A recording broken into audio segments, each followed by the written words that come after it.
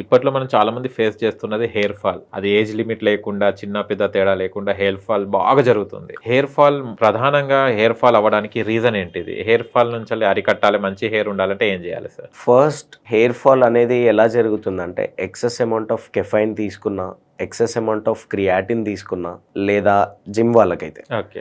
Normal public ఏంటంటే creatine అనే కాకుండా ఎక్సెస్ అమౌంట్ ఆఫ్ స్ట్రెస్, ఎక్కువ స్ట్రెస్ తీసుకోవడం వల్ల, ఎక్కువ స్ట్రెయిన్ అవ్వడం వల్ల, లైక్ వర్క్ ప్రెషర్ అవ్వడం వల్ల బయోటిన్ లెవెల్స్ అనేవి తగ్గిపోతుంటాయి. సో దానివల్ల వైట్ హెయిర్స్ అన్న రావడం జరుగుతుంది, లేదా హెయిర్ అన్న లాస్ అవ్వడం జరుగుతుంది. సో ఈ మధ్య చూసుకుంటే ఇంటర్మీడియట్ స్టూడెంట్స్కి కూడా, డిగ్రీ స్టూడెంట్కి కూడా బాల్ హెడ్ అనేది వచ్చేస్తుంది. ఎందుకు అని అంటే లైక్ అమౌంట్ ఆఫ్ వాళ్ళు ఏదైతే ఫుడ్ తీసుకుంటున్నారో, నేను చెప్పినట్టు ప్రీవియస్గా వాళ్ళు ఏవైతే ఫుడ్స్ ప్రిఫర్ చేస్తున్నారో, సో ఆ ఫుడ్స్ అనేటివి ఎక్కడ కూడా మనకి న్యాచురల్ అక్కరింగ్ ప్రాసెస్గా ఎక్కడ కూడా దొరకట్లేదు. సో ఇప్పుడు ఎవరైనా కానీ కూడా జంక్ ఫుడ్కే ప్రిఫర్ చేస్తుంటారు. సో మార్నింగ్ లేసి ఎవరైనా స్ప్రౌట్స్ తింటారా? ఎవరు కూడా స్ప్రౌట్స్ ప్రిఫర్ చేయరు. నార్మల్లీ డ్రై ఫ్రూట్స్ తింటారు ఎవ్రీడే. డ్రై ఫ్రూట్స్ ఎవరు లేదు. మార్నింగ్ లేచాక వాళ్ళు ఏ దోశ తిందాం, పన్నీర్ దోశ తిందామా, ఎగ్ బొండా తిందామా, లేకపోతే బ్రెడ్ ఆమ్లెట్ తిందామా, అవే ప్రిఫర్ చేస్తుంటారు తప్ప లంచ్కి ఎక్కడ వెళ్దాం, బిర్యానీ తిందామా, లేకపోతే ఏమన్నా షవర్మా తిందాం స్నాక్స్ టైంలో మయోనీస్ పెట్టుకొని తింటూ ఉంటారు. సో ఇవన్నీ ఎలా అయిపోయినాయంటే జంక్ ఫుడ్స్ ఎక్కువ ప్రిఫర్ చేయడం వల్ల స్కిన్ ప్రాబ్లమ్స్, హెయిర్ ఫాల్స్ అవ్వడము, excess fat, obesity problems, cancers రావడము, ఇవన్నీ జరుగుతూ ఉంటాయి. సో వీటికి మనం రాకుండా ఉండాలి అని అంటే ఎక్కువ అమౌంట్ ఆఫ్ డ్రై ఫ్రూట్స్ తీసుకోవడం, సో మనకి కావాల్సినంత ఐరన్ ఉండడం, బాడీలో కావాల్సినంత ప్రోటీన్ ఉండడం బాడీకి, ఇవి ఎక్కువ కన్జ్యూమ్ చేయడం వల్ల, క్యారెట్స్ ఎక్కువ మంది అసలు తీసుకోవడమే మానేసినారు. క్యారెట్స్ తీసుకోరు, బీట్రూట్స్ తీసుకోరు. ఇవి ఎక్కువ కన్జ్యూమ్ చేయడం వల్ల ఏమవుతుంది అని అంటే బయోటిన్ లెవెల్స్ అనేవి హెయిర్ కి కానివ్వండి, స్కిన్ కి కానీ మంచివి. అవి ఇంత అస్తమానం ఏ బర్గర్ తిందాం, ఎక్కడ కేఎఫ్స్కి వెళ్దామా, లేకపోతే మెక్డే వెళ్దామా, ఏమైనా ఫ్రెంచ్ ఫ్రైస్ తిందామా, ఇవే ఆలోచిస్తారు. కానీ ఎవరు కూడా 50 రూపీస్ ఉన్నాయి, 100 రూపీస్ ఉన్నాయి, మనం వెళ్ళేసి ఒక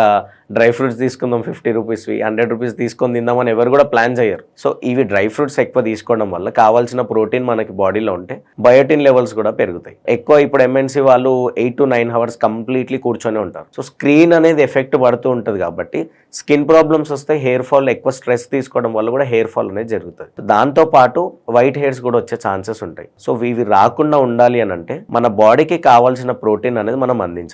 సో బాడీకి ప్రోటీన్ అంటే ప్రతిసారి ప్రోటీనే అంటున్నానంటే ప్రోటీన్ ఫుడ్స్ ఏంటి అని అంటే డ్రై ఫ్రూట్స్ తీసుకోవడము, లైక్ న్యాచురల్ ఫ్రూట్స్ కానివ్వండి, న్యాచురల్ వెజిటేబుల్స్ కానివ్వండి, డైరీ ప్రోడక్ట్స్ మంచివి తీసుకోవడము. సో వీటి వల్ల మనము స్కిన్ ప్రాబ్లమ్స్ కాకుండా, హెయిర్ ఫాల్ కాకుండా కూడా మనం దాన్ని ప్రివెంట్ చేయొచ్చు.